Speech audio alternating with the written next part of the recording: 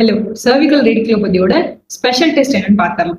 First வந்து Sperling test. So இதை examiner பண்ணுவோம். இப்போ இந்த சைடு தான் பெயின்ஃபுல்லா இருக்குன்னா நெக்கை பின்னாடி எக்ஸ்டெண்ட் பண்ண சொல்லிட்டு சைட்லேயும் பெண்ட் பண்ண சொல்லிட்டு இந்த பக்கம் பெயின் இருந்தா அந்த பக்கம் டேன் பண்ண சொல்லுவாங்க.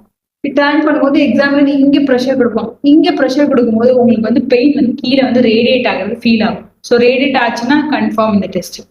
ஸோ செகண்ட் வந்து cervical distraction test.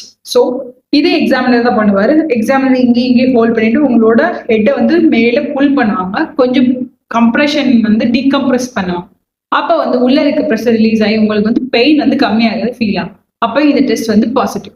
Shoulder abduction test. So பேஷண்ட்டை வந்து இப்போ இந்த பக்கம் பெயின்ஃபுல் இருக்குன்னா ஹேண்ட் தூக்கி இப்படி வைக்க சொல்லுவாங்க.